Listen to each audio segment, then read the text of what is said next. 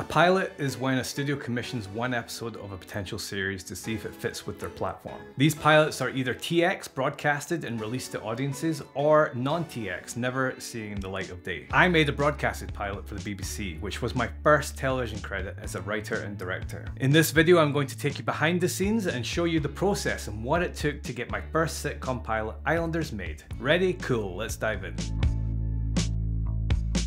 In 2020, I moved back to Scotland after years of living and working in Shanghai. During those years, I honed my comedy skills as a co-writer and director for this YouTube channel. We've uploaded hundreds of scripted videos, and while I worked professionally in commercial filmmaking, this channel was where I experimented with storytelling. Doesn't make any sense, I'm so sorry! We mostly ignored longer form stories such as short films. Instead, we were just constantly chasing viral success with sketches. The hope was that one day Netflix or another streamer would come knocking. They never did.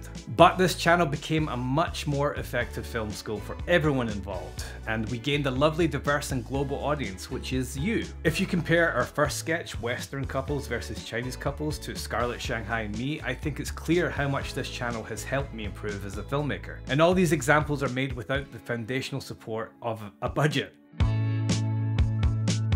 Once I moved back to Scotland, I started networking from scratch, trying to find the most successful route into the industry, and for me that was the BBC. I shared my work and ideas with BBC The Social, which is a community-driven platform for Scottish talent trying to get their foot in the door. The Social is very accessible, and soon I got a couple of my sketches greenlit. During the first couple of lockdowns, I was living on the Isle of Arran with my family, and at that time it was illegal to mingle with anyone outside of your own household, so I was really lucky to have my family around, and even luckier that they're willing to put up with me and be in a few sketches about Scottish Island life during COVID. The first sketch, Endurance Run of Pleasantries, was about moving to the countryside to escape lockdown and adjusting to the friendliness of a rural setting. No, still not there. Oh. Hi there, hi. I've got no idea who that was. Then came Country Dark, about how pitch black and scary it can get in the countryside. Like I said, only 3 o'clock, plenty of daylight left. Shit. Country darkness. That sketch did very well and caught the attention of producers at BBC Short Stuff. Whoa! Short Stuff was sort of the next step up, which is more focused on sketch comedy and building relationships as a writer-performer, or in my case, writer-director. The first sketch I got commissioned was during the height of lockdown, and it was about a masked robber failing to intimidate a shop worker because everyone was wearing masks at the time, and, you know, you couldn't tell if someone was trying to rob you or trying to buy eggs. What'll it be? Isn't it obvious? Does yours really work? Because mine can be wildly inaccurate. This is a stick-up. Really? Because I usually just point men at people's heads. Pew pew. This sketch became one of my most viewed videos ever, and BBC Short Stuff's #2 sketch of all time with over 38 million views on Facebook alone. Again, the cast was entirely my family. My mum was the lady in the Michael Myers mask, and my cousin was the sound guy. I soon made 6 more sketches for Short Stuff and started collaborating with other comedians. We made 4 episodes featuring the Jimmy and Dad character, totaling at 13 BBC sketches over the next year. While living on the Isle of Arran, I started to get the idea for a sitcom about a group of friends on a Scottish island just trying to make something of their lives. Don't start with me, all right? I was conceived in this very pub. Right where you're sitting. That's my seat, by the way. I always sit there. I saw huge potential, and as there'd never really been a Scottish comedy exploring island life before. Giddy up, Franny, let's go! Yeah. Not like this is our actual house or anything. Hamish! Then I heard that BBC Scotland was looking for pilots to commission, so I brought up my idea to a BBC Short Stuff producer, and this is where a substantial amount of luck for being in the right place at the right time comes into play. BBC Scotland commissioned the pilot to be written by me, with plans to shoot in the coming months if the script was approved. Writing the script and receiving constant professional feedback was invaluable, something I had never had before. I quickly learned that for sitcoms, you really want to establish the character's setting and tone in the first minute. Initially, I was starting off with a sweeping drone shot, slowly building up to that first joke, but after numerous revisions, I boiled it down to 2 friends strapping a fridge to a rowboat on a beach. Soon after that, the script was approved for production. Once the script was locked, pre-production began. I pushed for the authenticity of shooting on the Isle of Arran, even though I knew it would eat into the budget. My producers, Matt and I, scouted locations made easy by the locals' friendliness. Asking to shoot in a rundown property, no problem. Using a camper van's toilet, done deal. Everyone either knew Matt or me, making the process really smooth. We had the perfect location. For casting, I knew I wanted to work with my brother Matt for the role of Arran. We had spent years making Mama Ho, and this was a ribbon to tie it all together beautifully. We found the wonderful Rachel Flynn from Maisie through casting tapes, and I had worked with John McQuiston before and knew I wanted him involved. Oi, Grandad, give my ball back. You wee...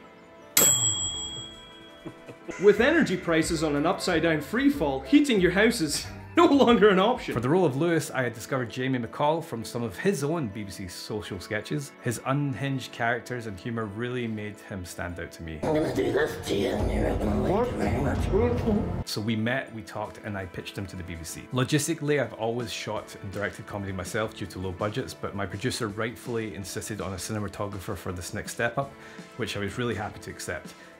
However, the growing cost of accommodating the cast and crew on the island was getting higher, so I was eventually asked, actually, would you mind shooting this?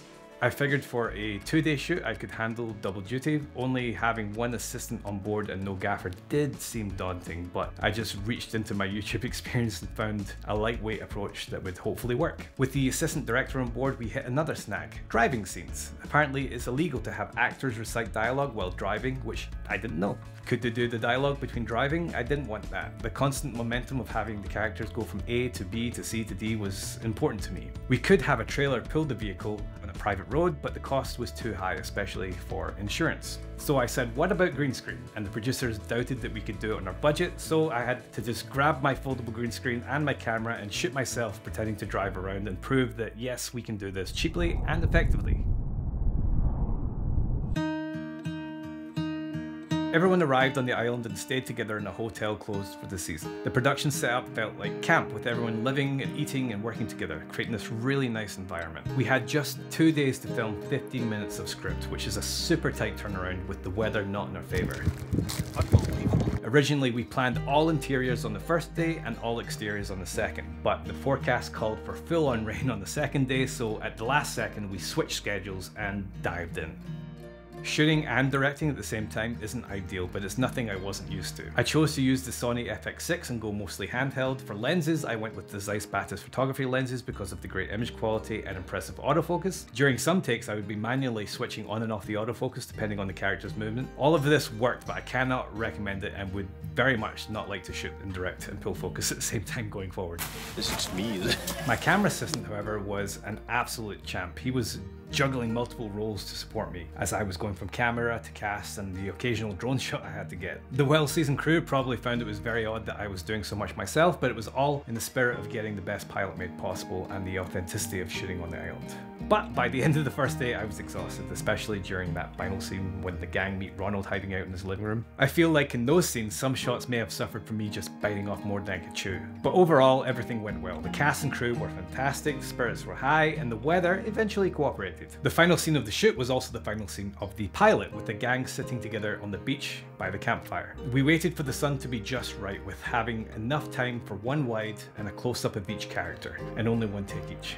And the cast absolutely nailed it. Everyone delivered a perfect first take, which allowed us to get all the coverage we needed. I'll never forget my assistant helping me and then running on down the beach to swing the spotlight that was there to simulate a lighthouse light.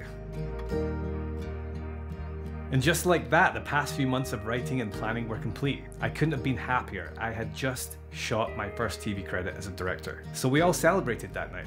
Maybe too much.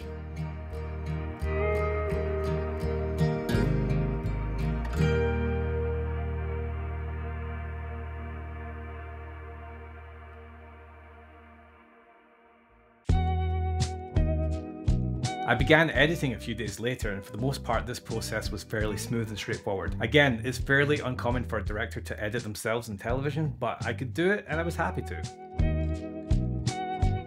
I really felt like I'd made it, like I'd finally crossed that finish line. I imagined projects coming to me from now on. I was going to get an agent, the show would be a hit, and we would be making season after season for years to come. The episode premiered on broadcast and BBC iPlayer to warm reviews. The Herald praised it very sweet, packed with promise and deserving of a wider audience. It also won this award for Best in Writing at the Stareable Pilot Festival in New York.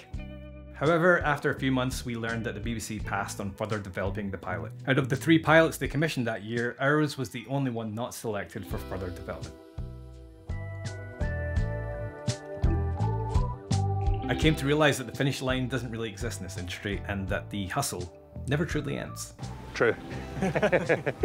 I've since gained a lot more knowledge and experience of the industry, and I've even went ahead and started my own production company, Mythic Picnic, which I aim to use for exploring more mixed genre styles, which I've come to realise that I love. It's funny because looking back, I think anyone who's been following this channel for a while might already notice my appreciation for genres such as horror, sci-fi, action, even if I didn't quite realise it at the time. And the concept of an island-based Scottish sitcom hasn't faded. In fact, our Astairable Award has sparked significant interest in further developing the idea. So I hope I've demonstrated that while getting your first TV credit as a writer or director involves a huge amount of luck, there are steps you can take to bring yourself closer to achieving your goals. For example, being proactive, making your own stuff, networking, and sharing your work, as you never know what doors they will open further on down the line. Had I not spent years making sketches on this channel, getting my foot in the door at the BBC would have been a lot more difficult.